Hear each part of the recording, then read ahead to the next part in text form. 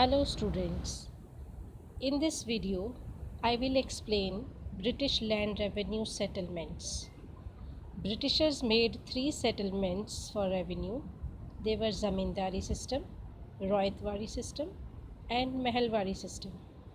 First I will explain Zamindari system. Zamindari system was a permanent settlement by the Britishers with Indians. This system was introduced by Lord Cornwallis in 1793 in Bengal.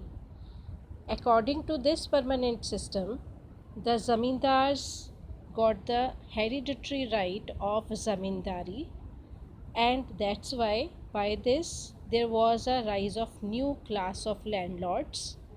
These zamindars were given some positions like rajas or the talukdars, and they got the right to collect the taxes from the cultivators.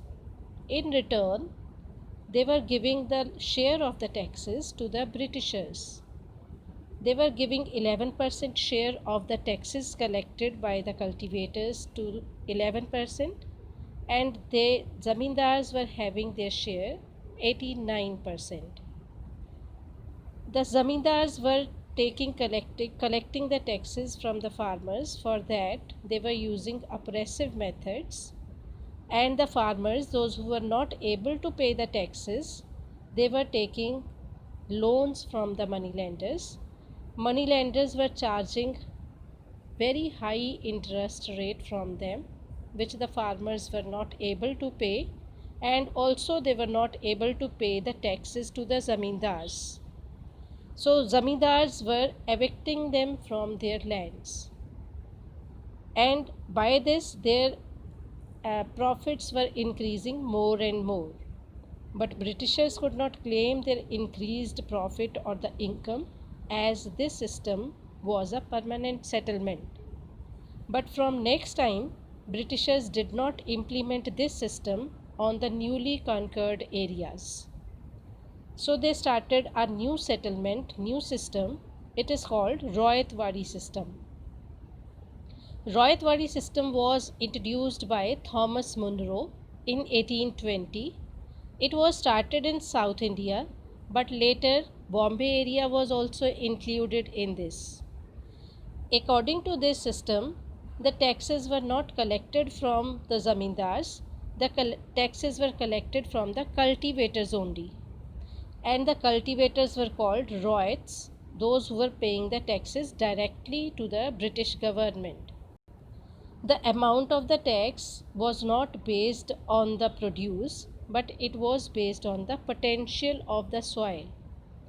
But sometimes, if there were no crops because of natural calamities like floods or droughts, etc., even then royals were forced to pay the taxes, and those taxes also were very heavy. And if the royals were not able to pay the taxes to the Britishers, they were evicted of their lands.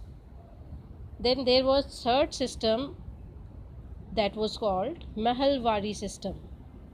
This system was introduced by Holt Mackenzie in 1822 in Gangetic Valley, Northwest Provinces, Central India and Punjab. According to this system, the Britishers made the settlement with the group of villages, and those group of villages were called Mahal. This was made from the group of villages because some lands in the villages like forest land, pasture land, they belonged to the village community. So the villages jointly were responsible to pay the land revenue for those areas also.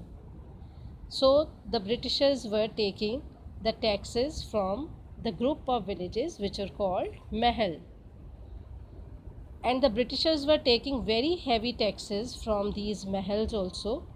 By this, the farmers or those who were the villagers, they were not able to pay, and it proved to be the curse for the peasants in the form of impoverishment.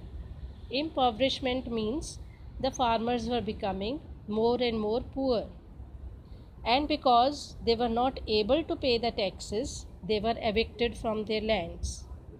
And also, if they were taking the loans from the moneylenders were also exploiting them by charging high interest rate. So this all made the farmers, the peasants, unhappy, and the result of all these three systems was that there was widespread resentment among the farmers. Resentment means this is a complex emotion which is a mixture of disappointment, anger, and fear. And this was the cause of revolt of 1857. Thank you.